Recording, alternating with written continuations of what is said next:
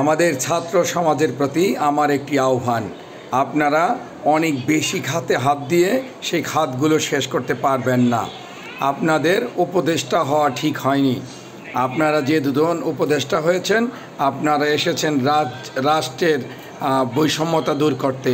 আপনারা যদি তা করতে পারতেন তাহলে আপনারা ছাত্র সংসদ নির্বাচন করবেন।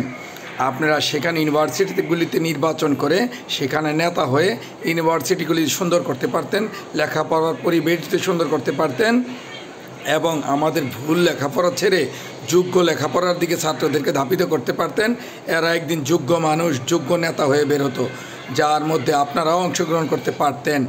দ্বিতীয় কথা, আপনারা নজর দিন হাসপাতালগুলোর দিকে, যেখানে অনিয়ম হয়। প্রতিদিন প্রতি মুহূর্ত আমাদের চিকিৎসার জন্য ভারত চলে যেতে হয়, যাতে আমাদের হাজার হাজার কোটি টাকা বিদেশে চলে যায়। আমাদের নজর দিতে হবে পরিবহনগুলোর দিকে।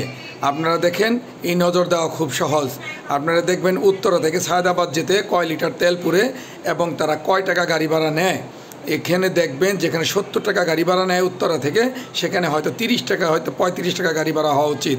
আপনারা এইসব কিছু খাতে নজর দেন, যেটা করা সম্ভব।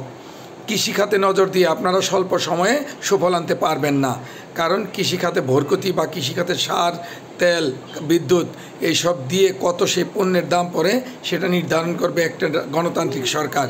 আপনাদের পক্ষে এত শর্ট টাইমে সেটা করা সম্ভব হবে না।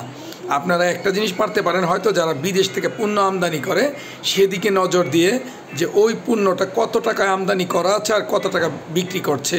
তাই আমদানিকারকদেরকে ধরতে হবে, বাজারে নয়। তাই দয়া করে এইসব খাতগুলির দিকে নজর দিলে শর্ট টাইমে আপনারা সুফল পাবেন। আশা করি এই দিকটি একটু খেয়াল করবেন। ধন্যবাদ সবাইকে।